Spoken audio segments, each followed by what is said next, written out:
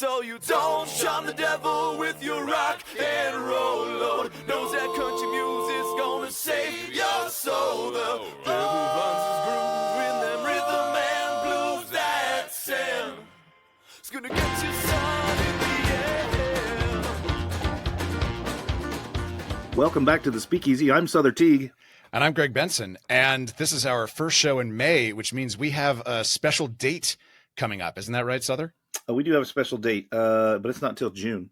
That's correct.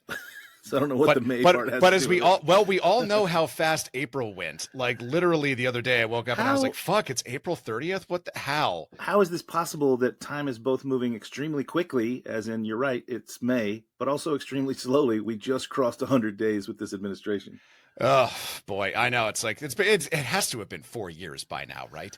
I don't know. I actually do have this theory that something about the way that our upright ape brains process time broke during 2020 and 2021. But that's a whole other theory and not for this podcast because, we talk about booze, which has other ways of breaking your perception of time. And frankly, we should probably stick to our wheelhouse. But the event that I'm alluding to is our 600th episode. 600. 600 episodes. Now, if you're a regular listener, you'll recall that our 500th episode happened in the middle of February when both Souther and I think also Damon, were just dealing with a lot, and 500 kind of snuck up on us. We kind of woke up and went into the studio one day and we're like, oh fuck, that last one was $4.99. Damn. Right. So we're learning from our mistakes and trying we're going to do it big. We got a live event coming up at BCB. Live event. You can actually come and see us do this podcast. You don't just have to like log into YouTube and see me with my little Krampus doll and my fun Roy Lichtenstein art here and a little soundproofed box that I made for myself. You can see me out in the wild in real people clothes. You can see whether or not I'm wearing pants when I do this show. And isn't that worth it to you? He's not. I'm definitely not. And that's one of the perks of working remotely. But seriously, live event coming soon. Eventbrite is live. We're going to be selling tickets there. But if you are one of our regulars on our Patreon, you get your tickets for free because we love you. And you love us. So this is going to be over June 10th and 11th at BCB, which is Bar Convent Brooklyn, right here in Brooklyn for both Greg and I. And Damon's going to come in for that as well. So he's not here today because he's at a wedding for Robbie Nelson. Congratulations, Robbie. Mm-hmm.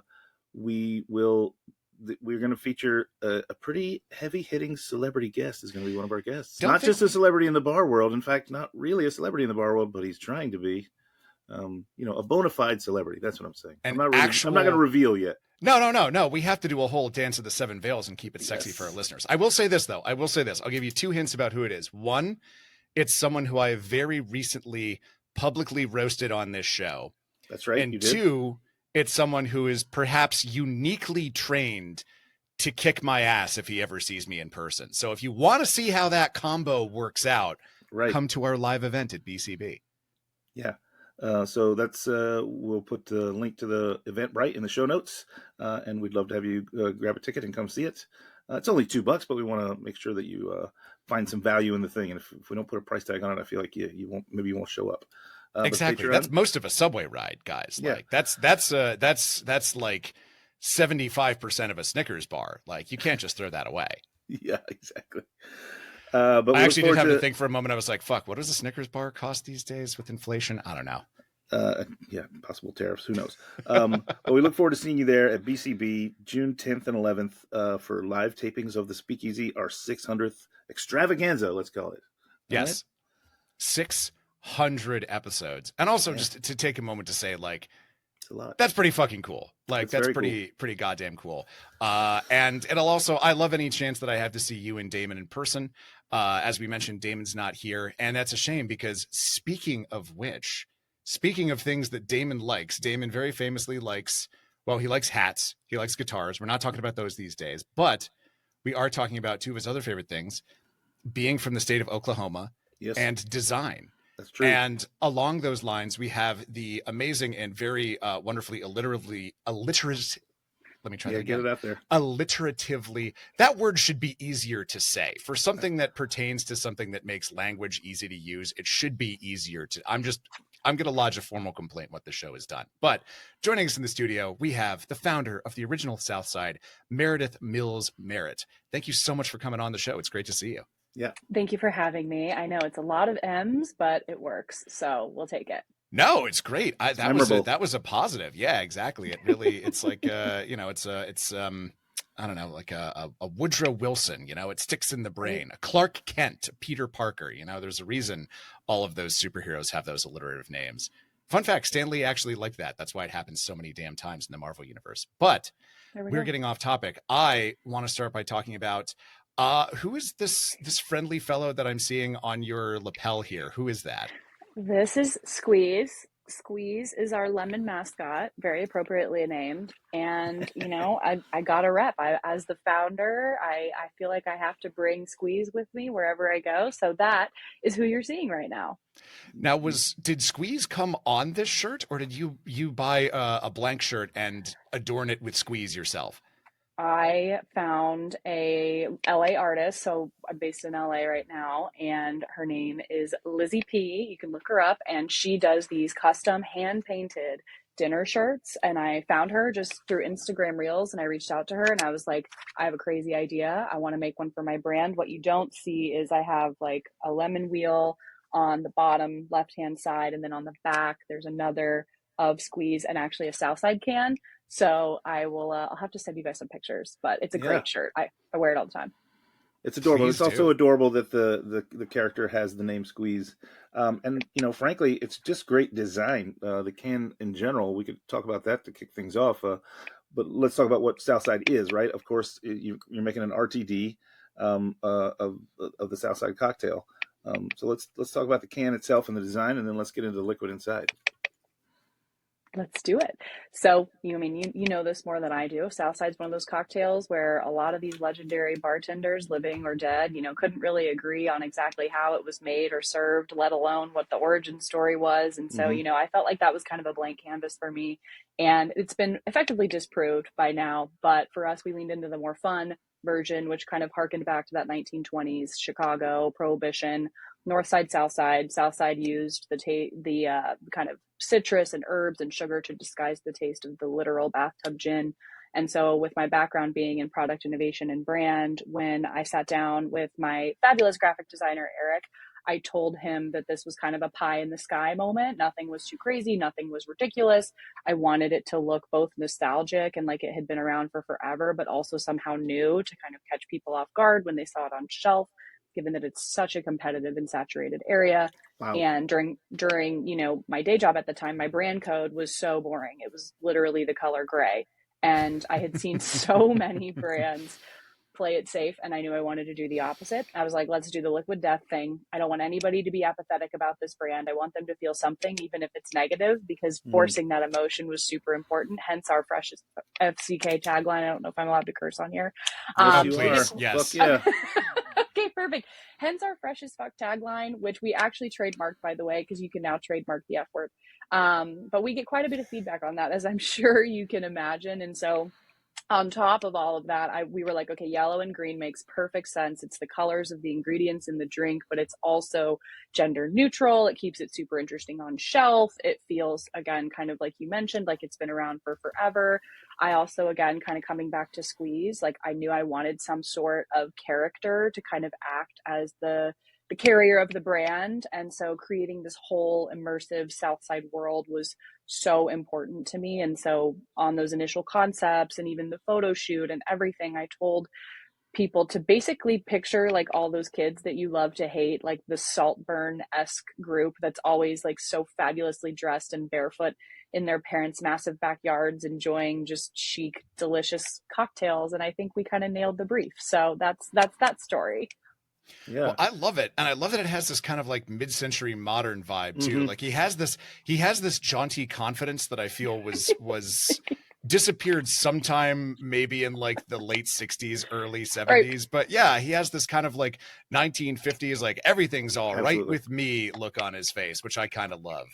100%. I told Eric, our designer, I was like, picture that really great bartender that you have at your favorite bar that's a little bit off, that you love a cocktail from, but that you really don't want to get caught talking to for more than 5 to 10 minutes, and like turn that into a character. So Now I'm worried I was that guy at the bars I worked at. I think you're Because I was thinking to myself, I was like, I don't think I worked with any of those people. And then I realized, oh, yeah. If you don't, there's if a you reason didn't- for If that. you can't figure out who that was that you worked with, then that was you. I'm not Yeah. saying it was, but I am. It was definitely Greg. I sat across the bar from him. Yeah. So again, really gorgeous, and Greg is right. It has this kind of 50s into the 60s vibe. Character that is the steward of the brand, right? So that's great. It removes the onus from you to have to be the face of the brand. You've got this guy being the face of the brand. I can't wait to see you at things like BCB with somebody in a big lemon squeeze costume. don't tempt me. Yeah, I'll do it. I think you should do it. I think Greg's your man. Put him in the Yeah, suit. yeah. It sounds like the role I was born to play. Put him in Done. the lemon suit. Have him walk Easy. around. All right, so gorgeous gorgeous box that comes in a box of 4, and the box has more information and gorgeous design on there. Again, Damon will be bummed that he's not here, given that he's got a background in design, and he's taught me a lot about design over the years that we've been on the show. And I look at this and I really appreciate it. Right, I'm kind of staring at it now. But let's talk about what's inside. What's going on inside this can? And by the way, you're right. It is a massively competitive market. I sit on both New Orleans Spirits and LA Spirits competitions as a judge, and year over year for the past 3 or 4 years, the amount of RTDs that have come in are tripling, quadrupling the amount of other spirits that we get in. It's insane. So the market is thick. So how are you standing out with what's inside the can? So I came into this industry with absolutely zero knowledge, which has been 90% blessing, 10% curse. And Okay. with that, I mean, I was in CPG before, but I was in the beauty world, specifically prestige beauty, doing innovation with complex kind of FDA required approval ingredients like salicylic acid, tretinoins, things like that. So the contract manufacturing process and kind of the physical production process was fairly similar. And what we had identified and kind of what I had seen was gin was an area where we could be super special, and B, with ingredient transparency, which is kind of like textbook prestige beauty launch blueprint, is what's inside, why we're better. But I hadn't really seen anybody do that yet with a canned cocktail. And this was a recipe that was super near and dear to me. It was my mom's recipe. We called it Leah's Summer Cooler. Goes back to the growing up in Oklahoma part. July in Oklahoma is just about as hot as you can probably imagine. Mm-hmm. And I'll leave it at that. So the flavor profile of this was always so refreshing. And it was some mixture of lemon, gin, mint, sometimes even that San Pellegrino limonata that's super, super sweet. But really whatever we kind of had on hand. It's a very rural part of Oklahoma that borders Missouri. It's called Grand Lake. So whatever we kind of had there at the house already was what she made. And I'm, not going to say that I drank underage, but you can obviously read between the lines here. So You're on a I was show like- run by bartenders. We also definitely never drank before our 21st birthday. Correct. Exactly. So I, fast forward to now kind of modern day. My best friend grew up on the East Coast. When I would visit her out there, I was introduced to a Southside. It had the exact same flavor profile, but that version was actually made with vodka and lemon X, which filled with corn syrup and weird colors and gave you the hangover from hell the next day. And so I was like, wait, I have a recipe that tastes just as good, if not better. I have better ingredients, and the original Southside recipes are all made with gin. It was always my go-to party, thing that I brought. I was a one-trick pony for sure. And so that was kind of my just origin story. Haha. And inside the can, you'll find the lemon, you'll find the gin. It's our own proprietary gin that we compound in Vermont. We use the mint, and all of the ingredients are certified organic. This next round of packaging, you'll see it reflected on shelf. We also are all natural. We don't have any artificial colors. There's no artificial preservatives. We use citric acid. And then there's just really, truly, I wanted to just make sure that as a consumer, if you still wanted to have that cocktail and you wanted to kind of lean into the RTDs, this was a super friendly we call it internally gin for babies because it's very floral gin versus some of the like making out with the tree juniper vibes that you can get, and just introduce people to a spirit that sometimes they think they're afraid of. So lemon, gin, and mint, and it's, you know, it is fresh as fuck, if I will say so myself. That's where the tagline came from. Everybody tried it and was like, this is so refreshing. I'm like, exactly. So that's what we got going on in the can. I mean, listen, sounds like you targeted a goal and you achieved that goal. Where do you source the gin? Is it something you have made for this product, or is it a product that exists that you source? It's two pieces that we source. So we have the GNS, so it's a compound gin. So we have the grain neutral spirit that we source, and then we have our own set of proprietary mixes of herbs and flavors that we put in there. And so what we'll do is we'll actually compound the gin first, and then we make the drink, which again, I didn't know this going into the industry. And so sneak peek to ahead, you know, we're actually working on pulling just the gin out and having that, because people always ask me, how can I make this drink stronger? They really love the flavor profile of the gin. And I was directing them to other brands, and I'm like, wait, that doesn't make sense in my business brain. So we have seen real fortunate success there as well.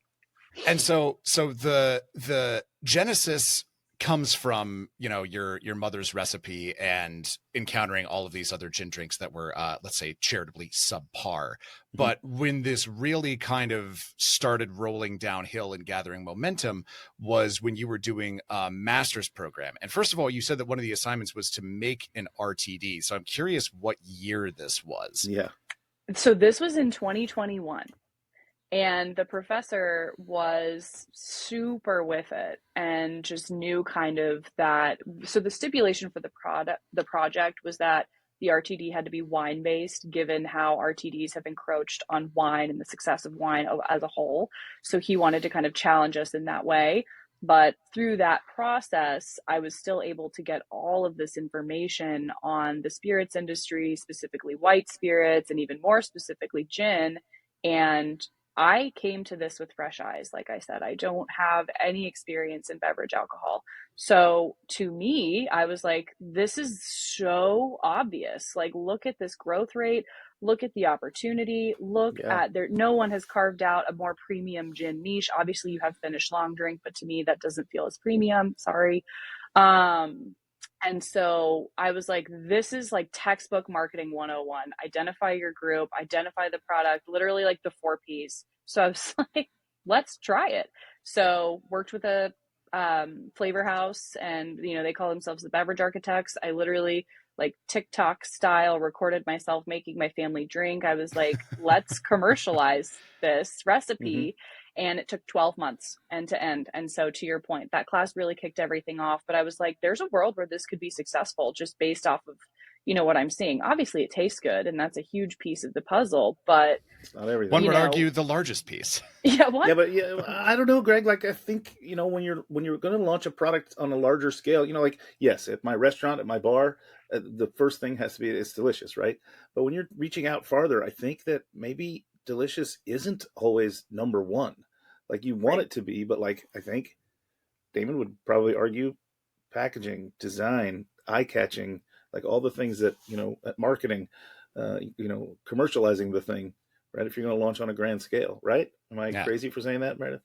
No, you're exactly right. And that's why I poured my heart and soul into the packaging, because it's such a tough area. I mean, even to your point, I honestly think that people drink things that taste atrocious. And we really wanted to retrain people to understand, based on obviously modern manufacturing capabilities and things like that, what you could actually expect in a can, because some of the stuff that you're being given is absolutely disgusting. And so from day one, from investor one, from the like very beginning of this company, I was like, we're going to do one thing, and we're going to do one thing really well, and it's going to be gin, and we're going to combine it with the classic storytelling and ingredient transparency of the beauty world, and just see what happens. And it's really nice to see. Don't get me wrong, there's all sorts of behind the scenes stuff that nobody sees, but it's really nice to see that theory pay off. So it was really thoughtful from day one, because I was like, honestly, I want to drink this. I want to give this to my friends. Like, it's something that I want to be proud of. And not feel gross. And every other day, you know, there's like a Sprite Absolute RTD that's 4%, and you're like, nice. So things Right. like that. Yeah. Well, and this kind of brings up the big question that I wanted to ask you, which is the reason that this product intrigued me, the reason why I wanted to have you on the show is I wanted to ask, you know, we're talking about branding, and at the center of this is the idea that it's a Southside, which is very much not in, let's call it like the top 10 of cocktails that everyone knows. It is solidly a B-side. And, you know, Well, not only as is it a RTDs, B-side, not only is it a B-side, Greg, I would argue it's confusing. Mm-hmm. People don't know the How difference so? between a Southside Fizz. Is it lime? Is it lemon? Like the Southside is a little bit of a foggy area just on its own, even for people who know what it is. Exactly. Well, I mean, yeah, that's even further down this exact point. So Right. why hitch your wagon to this particular star? Did it feel like the RTD world was ready for it? Did it feel like it just fit the most, and we're gonna make fetch happen? What was your thought process there? I really love this question, and I don't think anyone's ever asked me that. So it's really fun to respond to. So, first and foremost, I saw it as an education opportunity, and I saw it as an opportunity for certain markets who would be less familiar with the South Side to own the space. So, just from a business standpoint, of let me introduce you to gin and let me introduce you to a gin cocktail. So, the next time you do go out to a cocktail bar, you feel really fancy. This is obviously outside of the East Coast. I had found that New York, Connecticut, more coastal states were very familiar with the South Side and their flavor profile, and some places even had them on tap. Again, growing up in Oklahoma, my girlfriend's in Texas, even, you know, my family, they're classic snowbirds, spend time in Florida. Like a South Side was not on the menu ever. And I was like, you know, to some, I can see that's a risk because you inherently have to take on telling people what it is and kind of, you know, breaking that down. But on the other hand, I'm like, this is an area of total ownership in terms of an RTD where no one has really been super, super successful. So that was really kind of the key there. And also, I mean, you both know this. I mean, to grow a company, you end up having to share your idea with potential investors, other companies, et cetera. Like the pitch has to make sense. I would never go out there and tell someone, hey, I'm making a canned margarita. Like I would get obliterated. So that was kind of the other side of the token is you know, you want to innovate and you want to be amazing and you want to do all this stuff and you want to push the boundaries, but you also have to level that out with what are the realities of this business and being successful in an industry that will cut you at your knees at the first time. So that's kind of where that lived in my brain. Sure, but I think you also had a great opportunity here to have an open sense of dialogue, right? Yeah. You almost have to teach people what it is, right? If they don't know what Yeah. it is, you got to let them know what it is. And then that leads to a conversation, and then conversation generates trust, right? Yeah. I feel like that's, you know, part and parcel to what we do behind the bar when we're introducing people to anything new, right? We have to have a conversation. That conversation generates trust. Then they try it, like it or not, at least they trust us when we talk to them. Right. 100%. I mean, and how much, I mean, boiling it down to simple, going over to your friend's house and having a cocktail that you haven't heard of, and then, oh my gosh, you actually love it and enjoy it. That's a win. So that's really, truly, I feel like with a lot of cocktails and things, they're nighttime only, like this is for a bar, a club, or, you know, going out. I'm like, this is actually for the beach. This is for your mom walk with your stroller. This is for kind of sunshine activities too. So like, how do we, you know, introduce that to people and make it stick? So it's been really great. Friendly flavor profile, very approachable to consumers. So I'm pleased with how it turned out.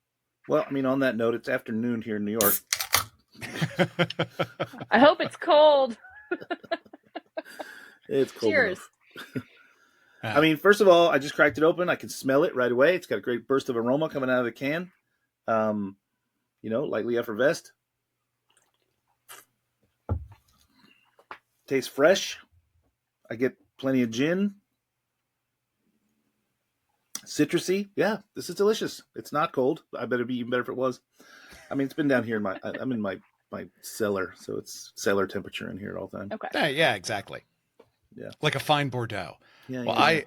I cracked mine open the day it arrived, and I did the old freezer trick where you just kind of pop it in there for 10 minutes and just kind of like Genius. flash chill it. Yeah, exactly. It was, and yeah, the thing that I was sort of most impressed by is that I feel like my arch nemesis ingredient in the bar world is mint, because it's such a unique flavor, and one that frankly I have kind of a like love-hate relationship with, but it's so tricky to transfer that flavor from the actual herb into other things without it being overpowering or bitter or losing that kind of menthol freshness. So I'd love to kind of get real inside baseball nerdy granular here and ask how you approach that particular ingredient. Yeah.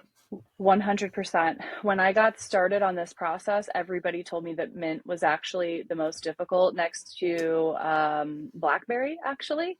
So I was like, noted on that. And we took, I'm not kidding when I say 12 months end to end, tasting, super specific, insane levels of feedback, because the first couple rounds, I mean, it tasted like a Hall's cough drop, like with that kind of back of the throat, like super, super menthol. And so what really helped was the creation of a mint simple syrup to act as a baseline where you let the mint sit for days and kind of have that very light touch. Someone actually made it into a sorbet for us for an event, and I was like, this is the most delicious thing I've ever had. But it's you want just a whisper, to your point. So I think because no one knew what I was doing, and because it was a side project, I didn't have any hard and fast deadlines. And again, like, coming from various startup to Fortune 500 beauty companies, like a 12-month product innovation cadence is unheard of. I mean, they want you burning and churning. You're doing A launches, B launches, all holiday, etc. So I was able to just keep this a secret. So, I mean, starting it in 2021 and hard launching January 2024, this had actually been in the works for so much longer than I share with people. So having the perfect product and having that was super important, because otherwise, I mean, to your point, like, mint is so polarizing. I personally love it. I'm a big mint girly, but there are a lot of people who aren't, and you don't want it to taste like toothpaste. So Yeah, that's always a danger with I don't even do that. I do the humiliatingly named Great Regular flavor toothpaste, because again, that's literally what they call it. It's called Great Regular flavor, and I'm like, wow, way to shame me, CVS. So yeah, like I like a whisper of mint. Like, again, like, I don't do mint toothpaste, I don't do mint ice cream, but like a little whisper of it is exactly, just to kind of freshen something up. So I feel you on trying to get just the right amount, that it's there and not that it's too much. It's a very narrow window to hit. Right. And it's been connecting with people.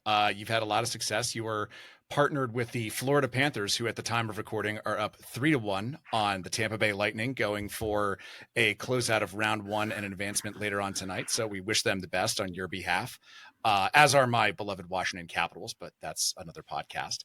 But you've also partnered with a number of other people, podcast, including this one company that I've never heard of, but I'm intrigued about, Blade. So tell us about these individual partnerships, but also tell us about the overall strategy here, because you're, a year and a quarter old and you've already got these pretty high profile collaborations in your pocket. It sounds like that was kind of a keystone piece of your strategy from launch, and I'd love to hear a little more about that. Yeah. Yeah, for sure. So I grew up in the sparkly world of branding, and I understood just how both expensive but important, base level brand awareness was, combined with my vast frustrations. I was such a know-it-all. And now that I look back, I was such a bad employee. So if you're a former employer of mine, I'm going to apologize. I think that's just called being in your 20s. I think that's just what that entire decade of your life is for. Right. Yeah. And so I had all of these ideas in terms of what we're going to call older school marketing, because I was so frustrated with the digital D2C component. And none of that applies to beverage alcohol, by the way. If you're huge, yeah, okay, sure, and you have amazing budgets, cool. So the idea was simple: get the brand in front of people, tell the story, let them taste it, but also have those key partnerships that bring you up with them. So as a newer brand, how are we going to appeal to the companies like Blade? How are we going to appeal to the Florida Panthers? Well, the answer is easy. They both approached us. So that Wow. was huge. And so the kind of overall like gaining success fairly quickly was the core is you have to have this openness to kind of try anything and everything and take those risks early on, because had I had a legitimate CFO and not, my dad and my brother, since we're largely family owned, still very bootstrapped, was no one in their right mind would have let me sign a contract with the Florida Panthers less than 6 months after launching. They'd be like, you are on glue, and I would have agreed with them. But they a multi-year deal felt insane, but today it's literally the best decision we've ever made. We are so proud to be their exclusive gin RTD partner. That has allowed us to upgrade our distribution in the state of Florida and other states. But going back to your Blade question, so Blade is they describe themselves as the air mobility company. I was And wondering if this was them. I was like, it's either yes, them or the superhero vampire. Those are the only two Blades Wesley I've heard of. Snipes. surprise. But yes, so it was the air mobility company, and last year we did two different things with them. The first was we were the only cocktail available on their Montauk Sky route, which they brought back, which takes people from Teterboro out to the tip of Long Island to Montauk in the private airport. So if you wanted anything other than a water on your 40-ish minute flight, you could have a Southside. We had a branded cooler. They could pop it open. We had some little flyers. It was literally the perfect spot for us to be, because those were exactly the types of people that we were targeting. Yeah. And then we also were their gin cocktail on their jitney competitor, which was called the Hampton Streamliner. And the Blade team was amazing. They let us do custom merch. I actually have a hat sitting right here where it kind of looks like a bus pass with squeeze. Oh, I love that. We left. Look at how happy Squeeze looks too. We have the tagline on the back. And so we did like super custom limited edition merch, because who doesn't love feeling special when they spend, that kind of money. So really playing into, again, that like lifestyle, who's taking that Blade out to the Hamptons, what are they doing, where are they going, where are they living? And so that was also huge. And again, it was again, you take these financial risks, but when you tell other people, I'm like, we spend no money on digital, we spend no money on email, we spend no money on paid ads. Our Instagram is effectively a mood board. We didn't even have TikTok at the time. So it's like, how are we going to get this in front of people and make it make sense? So those were two really great stepping stones for us. And I'm just grateful that they gave us the time of day. So Yeah, I mean, it's very cool, and again, to be so young, we've had many RTD makers on the show over the years, and it's a grind. They really have to like get into it, and again, it's such a competitive market, and frankly, quite competitive for literal inches of shelf space. And right. It sounds like now you're working a deal with Whole Foods, which is kind of like when I talk to RTD people, they seem to think that this is like sort of the mountaintop. Right. So talk a little bit about what's going on at Whole Foods. Yes. So by May 9th, we should be on shelves in Illinois and Massachusetts to get started, which is really exciting for us. And kind of going back to the just core creation of this product, I live in LA. I've been here for 6 years, and I was like, this product needs to be on shelf at Whole Foods, and it needs to be on shelf eventually, fingers crossed, at like an Erewhon of sorts. The dedication to ingredients and transparency was from day one. Like, there's a huge line, even in the contract with the companies we work with, must be Whole Foods compliant, must be certified organic. Like, that was at the very base of anything that we did. And so that, combined with trying to educate on the lack of accountability in alcohol, has been really great for us, because retailers like Whole Foods are super open to that. And we do have the organic certification. And then, again, there's no weird crap in it. And so, I'm never going to say alcohol is healthy, but people are obviously choosing better options. I always compare it to the difference between like a Pillsbury slice and bake cookie dough, which is delicious, and like a homemade sourdough cookie dough, where you're having a cookie no matter what, but one of the sets of ingredients is better and will end up tasting a lot better, and you'll feel the quality change. Plus, we have that 10% ABV, so you're kind of having the buzz that you desire in a much more full and rewarding way, which was also appealing to some of these retailers and what allowed us to scale a little bit more quickly, because a lot of these distributors were like, wait, people are actually getting super frustrated that they buy something that's called a margarita, but is actually made with malt and is only 5%. Like when Right. somebody buys a margarita, they're expecting the effects of a margarita. So that was also really nice for us.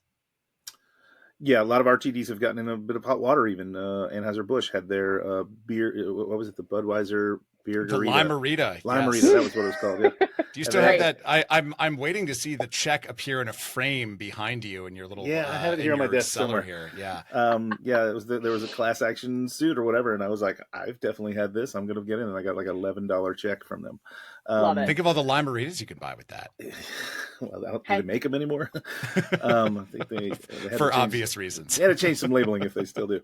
But yeah, I understand what you mean, and I think that we've talked about this at length as well, and it's an unfortunate truth that simply the consumer isn't as educated as we'd like to think they are. I think they're smarter than they've ever been, but they still have some gaps in their knowledge, and when they see an RTD, they think that whichever one it is, especially all the seltzer-based ones, they think they're getting a spirituous alcoholic beverage, when what they're in fact getting is a beer made to taste like a spirituous alcoholic beverage, right?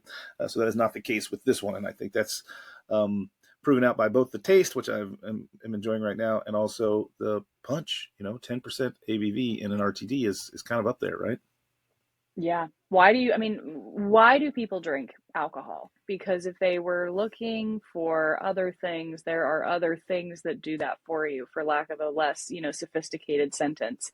Personally, I like the buzz. I always classified myself as an efficiency drinker, and I was like, give me the martini, give me the margarita, give me the kind of like wonderful, delicious cocktail that I enjoy. I enjoy the ritual, I enjoy the socializing, but I also enjoy the feeling. And so 10% made sense. And so again, not coming into the industry with no experience, obviously that's been a little restrictive in certain states in terms of grocery chain partnerships, but we're making it work.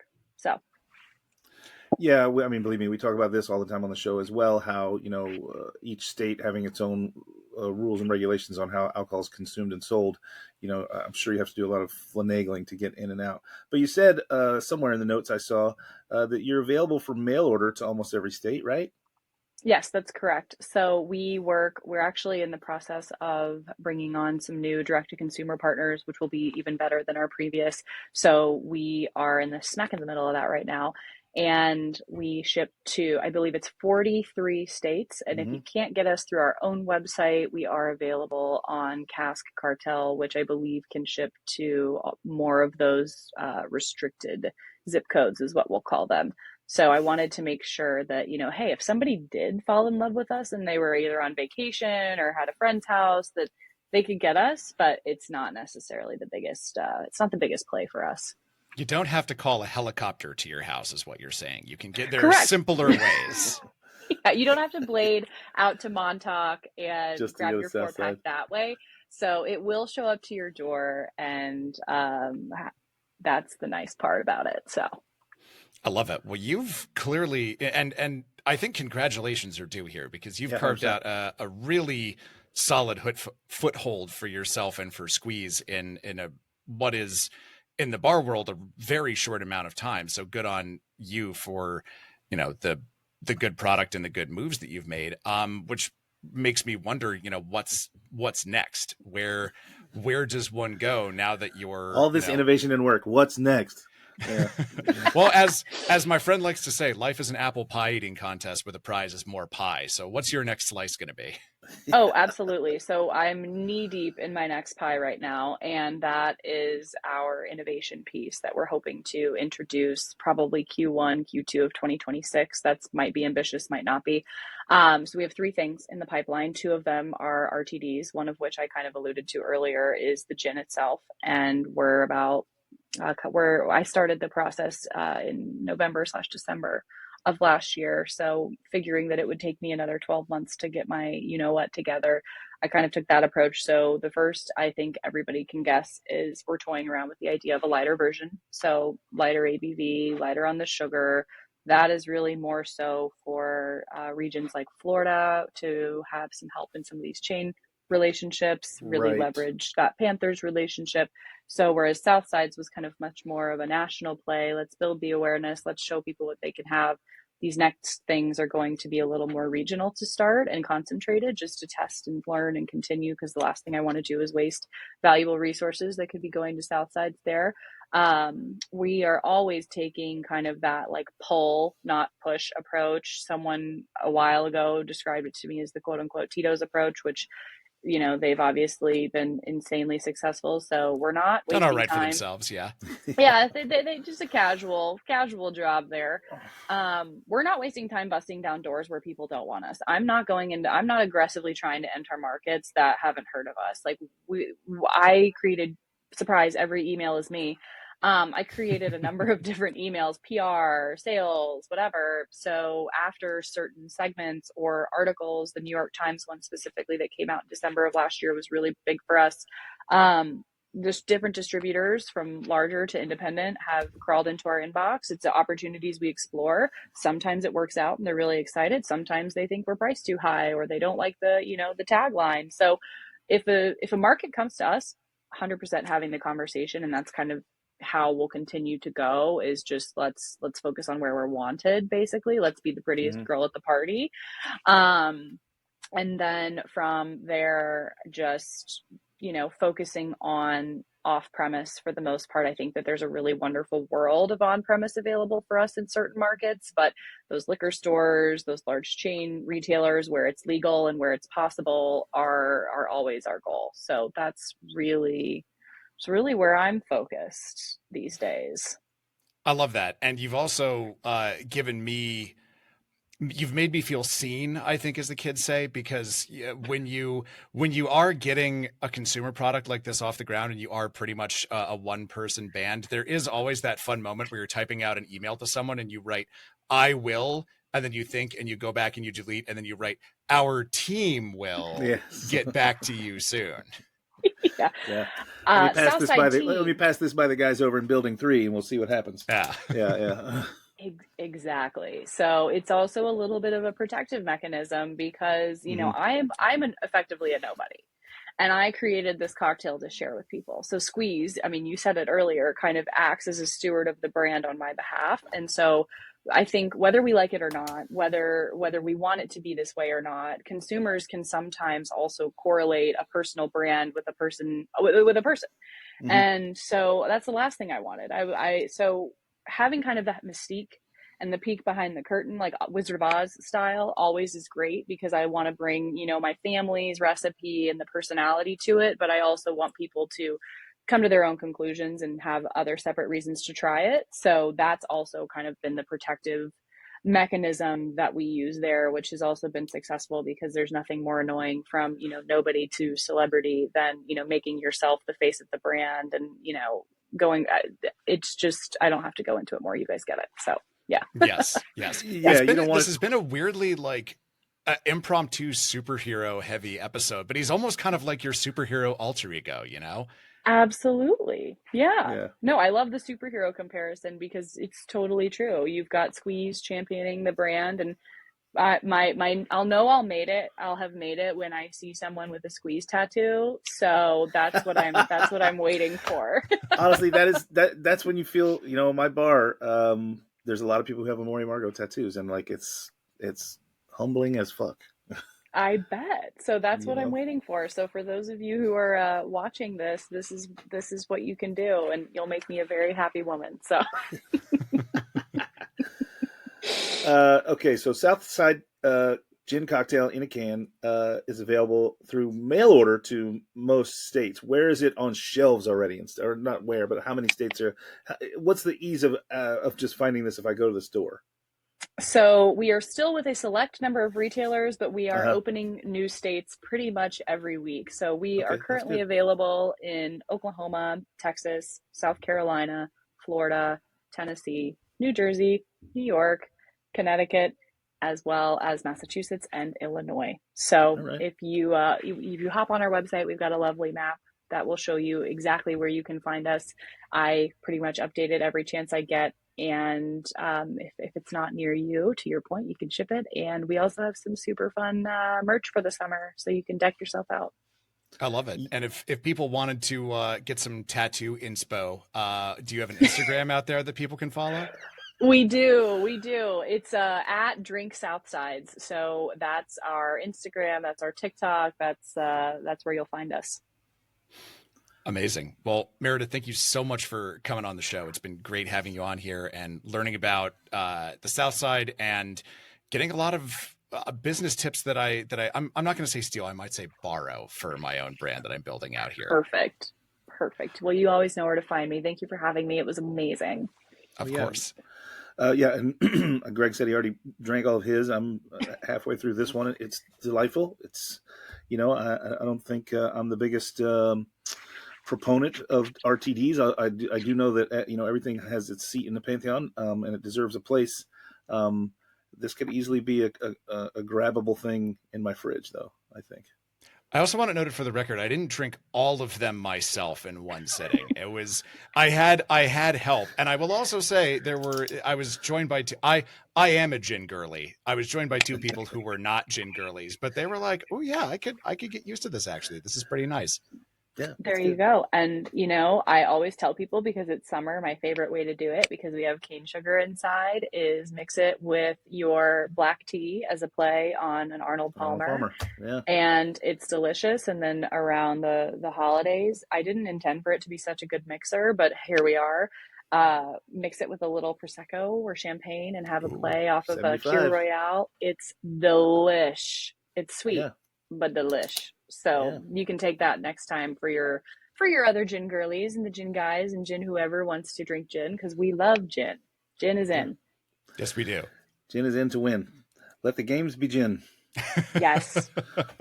Well, the games will be gin, but that is going to do it for us this week on the Speakeasy. Be sure to tune into HRN for plenty more great programs just like this one. And if you want more great programs that are this one, you can become a regular on our Patreon page. Oh, yeah. Tiers start at just $5. And from there, you can get sponsor-free listening. You get access to, as we mentioned at the top of the show, free tickets to events like our 600th episode live from BCB. You get a free cocktail kit from our friends at Shaker and Spoon every month. I also want to plug that I have coming up another edition of After Dark Confessions, May 22nd. That's a Thursday at Someday Bar here in Brooklyn. Would love to see you there. Once again, most of, let's say 90% of what I do in my life is done into a live microphone and then lives on the internet forever. But After Dark Confessions is in that remaining 10%, along with like the time that I spend in the shower and sleeping, and it's very nice in a world where nothing is being lost to history, where everything lives forever in some sort of Googleable form. It's nice to have an event like this where you know that you're only going to get one chance to see it, which is nice just from, I think, a psychological, artistic perspective, but also very, very nice for the people that come and have some delicious cocktails from our sponsors and write down dirty things that they've done onto slips of paper for me to read out loud. My promise to you is that will never become a podcast. It will be said once and then it will disappear into the open air. So would love to see you if you're free. And be sure to tune in next week when our guest is going to be a brand that is near and dear to my heart. We've got Douglas Taylor from Brooklotic and The Botanist coming on. Oh, yeah. Yeah, so very excited to talk to him about making some very peaty scotch and some very tasty gin. Yeah. But for now, that is going to do it for us this week on the Speakeasy. So until next time, cheers, everybody. Cheers, guys. Thank you.